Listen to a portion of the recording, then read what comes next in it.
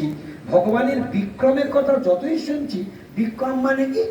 বিক্রম শব্দের অর্থ হলো বিশেষ ক্রম যা, অর্থাৎ ভগবানের প্রত্যেকটি কর্ম এমন অত্যদ্ভুত, এমন অলৌকিক, এমন অকল্পনীয়, এমন তার চরিত্র যা কোনো সাধারণ ব্যক্তির চিন্তা ভাবনার ঊর্ধ্বে। অর্থাৎ এই অক্ষজ ইন্দ্রিয় দ্বারা অদক্ষজ ভগবানের বিক্রম চিন্তার মধ্যে আনতে পারি না। যেমন 7 বছরের বালক 7 ক্রোশ পর্বত 7 দিন ব্যাপী কনিষ্ঠ অঙ্গুলিতে ধারণ করে ব্রজজন পালন অসুর কুল নাশ, ব্রজজনকে পালন করলেন, অসুর কুলকে তিনি ধ্বংস করলেন, ইন্দ্রের দর্পকে চূর্ণ করে দিলেন, সুরপতি দুর্মতি নাশ বিচারী। এই যে ইন্দ্রের দর্পকে চূর্ণ করে দিলেন, ব্রহ্ম বিমোহন, ভগবান স্বয়ং ভগবান ব্রহ্মাকে বিমোহিত করে দিলেন। এইভাবে পরমেশ্বর ভগবান শ্রীকৃষ্ণের প্রত্যেকটি লীলা অতি অদ্ভুত এবং চমৎকারিতাপূর্ণ। সেই অত্যদ্ভুত চমৎকারিতাপূর্ণ ভগবানের বিক্রমের কথা যতই শুনছি, ততই আমাদের পিপাসা আরো বৃদ্ধি পাচ্ছে, আমরা পরিতৃপ্তি লাভ করতে পারছি না। কথাটি কে বললেন? সৌনক। যতই শুনছি তত পিপাসা বাড়ছে। বয়ং পুনঃ বিতৃপ্যেম উত্তম শ্লোক বিক্রম। কত সুন্দর উত্তম শ্লোক বিক্রম। উত্তম শ্লোক কার নাম? ভগবান শ্রীকৃষ্ণের নাম। উত্তম উত্তম শ্লোকের দ্বারা তাকে বন্দনা করা হয়, তার স্তুতি করা হয়, তার যশ গাওয়া হয়, তাকে প্রশংসা করা হয়। তাই উত্তম উত্তম শ্লোকের দ্বারা তাকে বন্দনা করা হয় বলে তাকে উত্তম শ্লোক বলে শাস্ত্র অভিহিত করেছেন। কখনো কখনো কোন কোন শাস্ত্রে তাকে পুণ্য শ্লোক বলেও বর্ণনা করেছেন। শাস্ত্রের মধ্যে কখনো ভগবানকে উত্তম শ্লোক বলা হয়েছে, কখনো কখনো ভগবানকে আবার পুণ্য শ্লোক বলা হয়েছে। অতএব পরমেশ্বর ভগবানের অনন্ত নাম এবং প্রত্যেকটা নামের মধ্যে ভগবানের লীলা জড়িয়ে রয়েছে, ভগবানের কর্মের বিক্রম জড়িয়ে রয়েছে প্রতিটা নামের মধ্যে। এই জন্য আমাদের গৌরী গুরুবর্গের অন্যতম যিনি ঠাকুর ভক্তিবিনোদ, তিনি তার লেখনীর মাধ্যমে কিছু নাম কীর্তন রচনা করেছেন। সেই নাম কীর্তনের মধ্যে, নাম কীর্তন কাকে বলে? আমাদের গৌরী ভক্তদের মধ্যে অনেকে জানেই না নাম কীর্তন কাকে বলে। নাম কীর্তন তাকেই বলে ভগবানের নাম দিয়ে যে কীর্তন হয়েছে তার নাম নাম কীর্তন। যেমন আমরা কীর্তন গাইছি, যশোদা নন্দন কৃষ্ণ গোপাল গোবিন্দ, মদন মোহন হরে অনন্ত মুকুন্দ, অচ্যুত মাধব রাম বৃন্দাবন চন্দ্র, মুরলী বদন শ্যাম গোপীর নাম। প্রত্যেকটা শব্দ কার নাম? ভগবানের নাম দিয়ে তৈরি। আবার সকালে যখন আমরা মঙ্গল আরতিতে গেয়ে উঠি, বলো হরি হরি মুকুন্দ মুরারি রাম কৃষ্ণ হয়গ্রীব।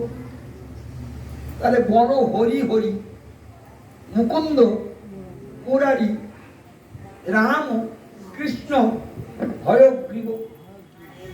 তারপরে কি বলছে? নৃসিংহ বামন শ্রীমধু সুদন ব্রজেন্দ্র নন্দন শ্যাম পুতনা ঘাতন। পুতনা ঘাতন কার নাম? পুতনা ঘাতন কৈটব সাত জয় দাশরথী রাম, জয় দাশরথী রাম। অর্থাৎ প্রত্যেকটা শব্দ ভগবানের নাম, ভগবানের শ্রী নাম, ভগবানের সেই নাম দিয়ে ভগবানের কীর্তন তৈরি হয়েছে। এই জন্য বারুক মোর রতি রাগী ইত্যাদিক নাম স্বরূপে প্রকাম বারুক মর রতি রাগে, অর্থাৎ হে ভগবান, তোমার প্রতিটা নামের মধ্যে যে মহিমা লুকিয়ে রয়েছে, তোমার লীলা লুকিয়ে রয়েছে, তোমার রূপ লুকিয়ে রয়েছে, তোমার যশ লুকিয়ে রয়েছে, তোমার গুণ লুকিয়ে রয়েছে, তোমার নাম, তোমার রূপ, তোমার গুণ, তোমার যশ, তোমার লীলা, তোমার মহিমা প্রত্যেকটা কীর্তনের শব্দের মধ্যে লুকিয়ে রয়েছে। ওই কীর্তনেই স্বয়ং কৃষ্ণ। এগুলো একটু অনুভবের ব্যাপার। সাধু সঙ্গে থাকতে থাকতে তবে দিব্য জ্ঞানের উদয় হয়। কীর্তন স্বয়ং কৃষ্ণ। আমাদের যে গৌড়ীয় গুরুবর্গ, তারা এত বিজ্ঞানসম্মত আমাদের ভক্তি শিক্ষা দান দিয়েছেন, যা গৌড়ীয় গুরুবর্গের ঋণ কোটি জন্মে আপনারা শোধ করতে পারবেন না। গৌড়ীয় মঠ হচ্ছে মর্তভূমির বৈকুণ্ঠ। স্বয়ং বৈকুণ্ঠ ধামে সেখানে যত প্রিয় ভক্ত রয়েছে, তারা সবাই কি করে সেখানে? তাদের একটাই ধ্যান, তাদের একটাই জ্ঞান, তাদের একটাই স্বপ্ন, যেন তেন প্রকারেণ তারা গোবিন্দের মধ্যে তাদের মনটাকে নিবিষ্ট করে রেখে দিয়েছে। অর্থাৎ সর্বদাই তারা কৃষ্ণ ভাবনায় ভাবিত। তাই কৃষ্ণ ভাবনামৃত তারা নিরন্তর সেই রস, অমৃত রস তারা পান করছে। অতএব প্রত্যেকটা নামের মধ্যে দিয়ে যেখানে ভগবানকে নন্দিত করা হচ্ছে বৈকুণ্ঠে, এই মঠ হলো মর্তভূমির বৈকুণ্ঠ। সেই গোলক বৃন্দাবন বৈকুণ্ঠ আদিতে চিন্ময় ধামে, যেখানে ভগবানের নিত্য ভগবানের নাম কীর্তন সেবা পূজা আদি চলতে থাকে, এখানেও আমাদের গুরুবর্গ সেই গোলকে কৃষ্ণের অদ্যবতারিতান জন সমুদ্রায় বৃত্তিতলে সেই কৃষ্ণের দ্বারা প্রেরিত হয়ে, রাধারানীর দ্বারা প্রেরিত হয়ে, গৌরপৃষ্ঠায় গৌরের দ্বারা পৃষ্ঠ হয়ে তারা এই জগতে এসেছেন। মনুষ্য রূপ ধারণ করে তারা আমাদেরকে সেই ভক্তির শিক্ষা দান দিচ্ছেন। মঠ তৈরি করে দিলেন। সারা দিনের সেই ভোর 3:30 4টা থেকে শুরু হয়, আর রাত্রি 9:30 10টা পর্যন্ত সেখানে ভগবানের বিশ্রাম পর্যন্ত গৌরী মঠের সর্বদাই ভগবানের সুখবিধানময়ী তাৎপর্য ছাড়া মঠের মধ্যে আর কোনো কিছু থাকে না। তাহলে আমাদের মঠ মানে আমরা সেখানে যদি থাকি, সেখানে যদি আমরা যাতায়াত করি, সেখানে যদি জুড়ে থাকি, বা সেই মঠ মন্দিরের আদর্শ ভাবনায় ভাবিত হয়ে আমার নিজের জীবনকে যদি আমি প্রতিপালিত করতে পারি, তাহলে আমিও বৈকুণ্ঠবাসী হতে পারি। কৃষ্ণ ভক্ত যেখানেই থাক না কেন, গিয়ে থাকো, বনে থাকো, ইকে তোর কোয়া কারণ, তুমি কোথায় আছো এ দিয়ে বিচার হবে না। তুমি কোন কুলে জন্মগ্রহণ করেছো এ দিয়ে তোমার বিচার হবে না। ভগবান এর দ্বারা বিচার করে না। ব্রহ্মাজির প্রেসক্রিপশন, জ্ঞানে প্রয়াস মুদপস্য নমন্ত এব জীবন্তি সন্মুখীতান ভবতীয় বার্তাম স্থানে স্থিতা শ্রুতিগতাং তনুমাং মনোবীর্যে প্রায়শ অজিত জিত পিয়সিত স্ত্রীলোক্যা। ব্রহ্মাজি স্বয়ং ভগবানকে অপরাধ ভঞ্জন করার জন্য ভগবানকে স্তবস্তুতি যখন বোধন হরণ করেছিলেন, ঠিক সেই সময়ে যখন তিনি বুঝতে পারলেন আমার একটা বড় ভুল হয়ে গিয়েছে, তখন তিনি সহস্রবার ধন্যবাদ প্রণাম করতে করতে ব্রহ্মাজি ভগবানকে চোখের জলে তার বসন ভিজে যাচ্ছে, আর বারবার সহস্রবার প্রণাম করছে, আর কাঁদছে, আর ভগবানের স্তবস্তুতি করছে, ভগবানের দিব্য বন্দনা স্তবস্তুতি করছে।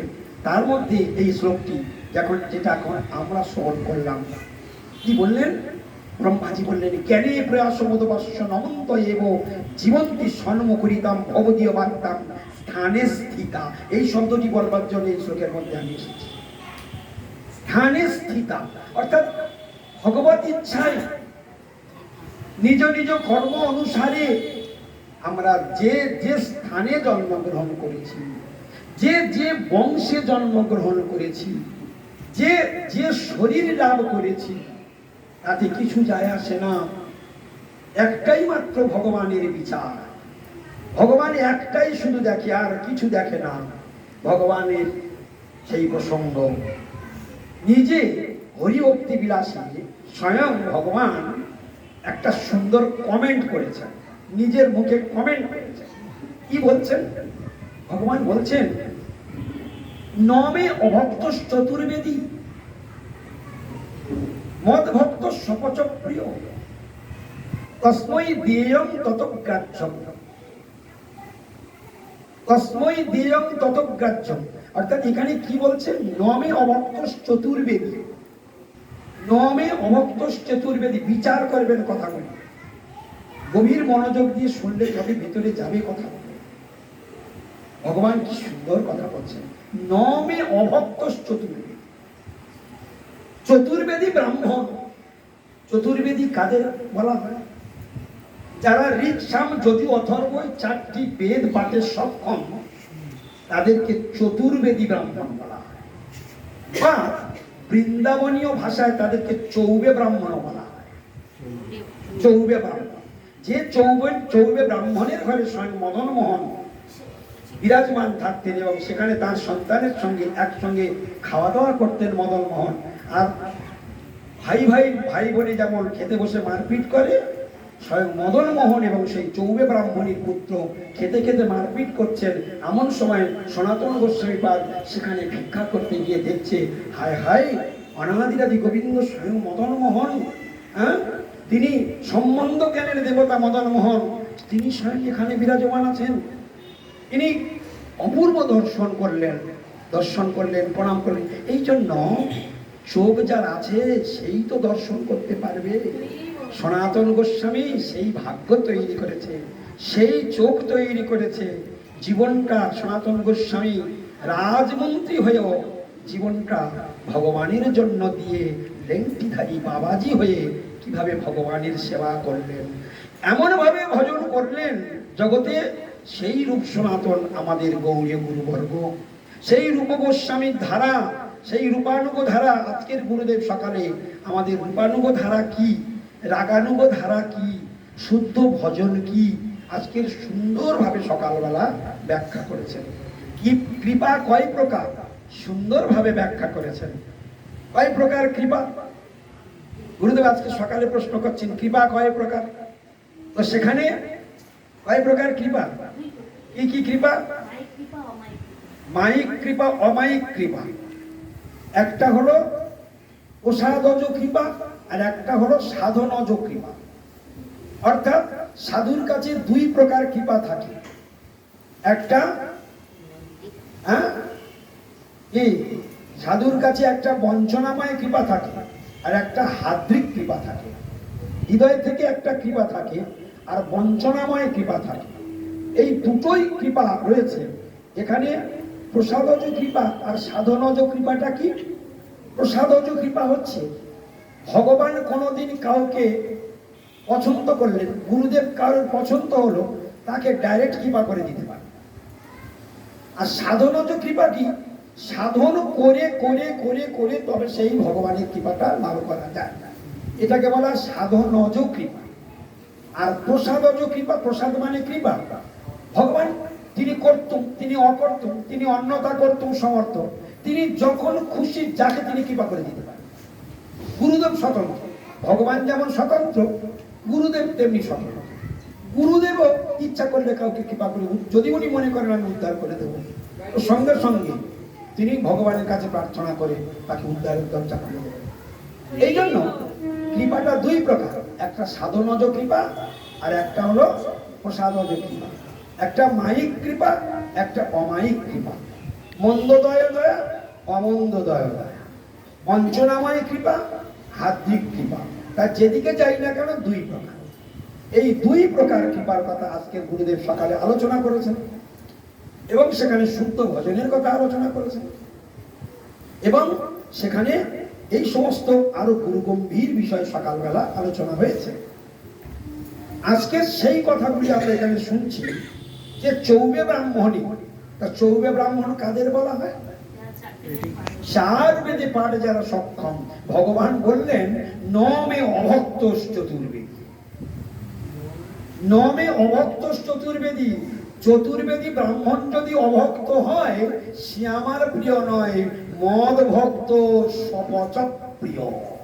আমার ভক্ত যদি চণ্ডাল হয় সেই আমার প্রিয়, কিন্তু অভক্ত চতুর্বেদী ব্রাহ্মণ আমার প্রিয় সুন্দর ভগবানের কথা। তাহলে আমরা যে কুলে জন্মগ্রহণ করি না, মহাজন গেয়ে উঠলেন, যে সে কুলে জন্ম হোক, যে সে দেহ পাইয়া তোমার ভক্ত সঙ্গে ফিরি, তোমার কোনো গাই। আর এর থেকে বড় জিনিস আর কি আছে? গৃহে থাকো, বনে থাকো, সদা হরি বলে ডাকো, সুখে দুঃখে ভুলো না কো, বদনে হরির নাম বলো। গৃহে থাকো, বনে থাকো, ইজে তর্ক অকার। কথাগুলো কিরকম? প্রত্যেকটা কথা একদম বোমার থেকেও শক্তিশালী। এই যে সাধু কৃপা, ভগবানের যে কথাগুলো যা ভক্তি বিনোদ ঠাকুর আমাদের দিয়ে গিয়েছেন, আমাদের গৌরীয় ভজন, অনেকে বলে বিধি মার্গের ভজন, বিশেষ করে ব্রজের বাবাজিরা বলে থাকেন যে রাগানুগা ভক্তি না করলে ওই রাধাকৃষ্ণের যুগল সেবা পাওয়া যাবে না, সেখানে পার্শ্বদত্ত লাভ করা যাবে না। কিন্তু আমাদের গুরুদেব আজ সকালে বলে দিলেন, আমাদের গৌরীয় মঠ যা ভজন করে এরা প্রপার রাগানুগা ভজন করে। কিরকম রাগানুগা ভজন করে তারা পরিষ্কার বলে দিলেন গুরুদেব, যে এখানে বিধি মার্গের আকারযুক্ত রাগ মার্গ বলে। আজকে সকালের ক্লাস বলতে বিধি মার্গের আকারযুক্ত, শুধু বাইরের বিধি মার্গের আকারটা আছে। আর ভজন, ভজন সব রাগমার্গীয় ভজন। রাগমার্গীয় ভজন একটু আগে আমরা যে কীর্তনটা শুনছিলাম, নাম কীর্তন, বলো হরি হরি মুকুন্দ মুরারি, বলো হরি হরি মুকুন্দ মুরারি রামকৃষ্ণ হয়গ্রীব নৃসিংহ বামন শ্রীমধুসূদন, এসব রাগমার্গীয় ভজন। তারপরে রাধে জয় জয় মাধব দৈতে গোকুল তরণী, আমরা তরণী তরণী করি, অনেকে জানে না, কেউ বলে তরণী, তরণী মানে নৌকা, আর তরুণী মানে যুবতী। তরুণী, তরুণ, তরুণী, তরুণ মানে কি? যুবক। তরুণ আমরা কি বলি? তরুণ। তরুণ মানে যুবক, আর তরুণী মানে যুবতী। তাহলে কি হলো? গোকুল তরুণী মন্ডলময়ী। আমরা কীর্তন গাই মানে বুঝি না। রাধে জয় জয় মাধব দৈতে, হে রাধারানী তোমার জয় হোক, তোমার জয় হোক। যদি হৃদয় থেকে কীর্তনের বাণী শ্রবণের সঙ্গে সঙ্গে হৃদয়টা যদি এইরকম ভাবে অনুভূতি আসে, আর সঙ্গে সঙ্গে হৃদয়টা যদি এরকম অনুভূতি আসে, তো সঙ্গে সঙ্গে দেখবে হৃদয়ের মধ্যে কিরকম একটা উন্মাদনা আসবে, কিরকম একটা গাটা চমকে উঠবে, কিরকম একটা রোমাঞ্চ আসবে, কিরকম একটা আনন্দের অনুভূতি আসবে। ওই নাট্যমন্দিরেই দাঁড়িয়ে তুমি পেয়ে যাবে। হ্যাঁ, রাধে জয় জয়, প্রাণের রস মাখিয়ে, আমাদের গুরুবর্গ বলেন প্রাণের রস মাখিয়ে গাও, তবে তো তোমার কীর্তনী গোবিন্দের সুখ হবে, গুরুবর্গের সুখ হবে। তুমি যদি গাইয়াই গেলে তোমার বাণীর কোনো চিন্তনেই নেই, ও কীর্তন গোবিন্দের সুখ হয় না। আমার গুরুদেব আমাকে বললেন একদিন, আজ থেকে কয়েক বছর আগের কথা, বলছে উনি আমাকে না মানে ওনার ভজন কুটিরের সামনে ওখানে একদিন আমায় বলেছিলেন, যখনই কীর্তন গাইবে সবসময় সাবধান থাকবে, এটা মনে করে তুমি কীর্তন শুরু করবে, তুমি ভাববে গুরুবর্গ শুনছেন, গৌর সুন্দর রাধা বিনোদানন্দ জীব শুনছেন। গুরুদেব আমার যেদিন থেকে এই কথা বলে দিয়েছে, সেদিন থেকে কীর্তন ধরার আগেই আমার স্মরণ হয়ে যায়, আমাকে সাবধানতার সঙ্গে গাইতে হবে। আমার গুরুবর্গ শুনছেন, আমার গৌর সুন্দর রাধা বিনোদানন্দ জীব শুনছেন। এসব অনুভূতির কথা তুমি যদি উন্নত বৈষ্ণবের সঙ্গে, উন্নত সাধক, উন্নত ভগবত পার্শ্বদের সঙ্গে, ভগবত জনের সঙ্গে যদি তুমি কাল কাটাতে না পারো, তাদের হৃদয়ের গোপন কথা তোমাকে কেউ কোনোদিন বলবেও না। গুরুদেব তার হৃদয়ের গোপন কথা কখনো বলেন কাকে বলে? গুরুদেবের হাজার হাজার শিষ্য, গুরুদেব কি সকলকে তার হৃদয়ের গোপন কথা বলেন? না, বলেন না। কাকে বলেন, কখন বলেন, সে প্রসঙ্গ ভাগবতে উল্লেখ আছে। কে বলেছেন? সৌনকমুনি বলছেন, বেত্তু তং সম্মতৎ সর্বং তত্ততঃ তদ অনুগ্রহাৎ প্রিয় স্নিগ্ধস্য শিষ্যস্য গুরব বুদ্ধম অপিউত। কিছু বুঝতে পারলাম? বুঝতে পারবে না। সাধুগুরু বৈষ্ণবের সঙ্গ ব্যতীত ভাগবত আদি শাস্ত্রের দেবনাগরী ভাষায় সমস্ত শাস্ত্র রচিত হয়েছে। গীতা ভাগবত, রামায়ণ, মহাভারত সমস্ত শাস্ত্র সব দেবনাগরী ভাষাতে রচিত। তো আমরা কেউ দেবনাগরী ভাষার পণ্ডিত নই, আমরা বাঙালির ঘরে জন্মেছি, আমরা দেবনাগরী ভাষা কি করে বুঝব? তাই সাধুগুরু বৈষ্ণবের সঙ্গ প্রভাবে কিছুটা জানা যায়, আর কিছুটা জানা যায় গুরু কৃপাতে। গুরু কৃপা যার হয়ে যাবে সে বুকঙ্করতি বাঁচানো হয়ে যাবে, সে বোমা হয়েও বাঁচানো হয়ে যাবে। আমাদের দেখো না, আমাদের অনেক ভক্ত রয়েছে যারা স্কুলের দরজা পর্যন্ত ডিঙায়নি, তিনি এখন গড়গড় করে বলছেন বন্দে অহং শ্রীগুরু শ্রীজিত পদকমলম শ্রীগুরুন বৈষ্ণবাংশ্চ শ্রীরূপম সাগ্রজাতম। সংস্কৃত এগুলো কি করে বলছে? বলে সাধু সঙ্গে থাকতে থাকতে সব হ্যাঁ শিক্ষিত হয়ে গিয়েছে, এখন সে তার সংস্কৃত উচ্চারণ।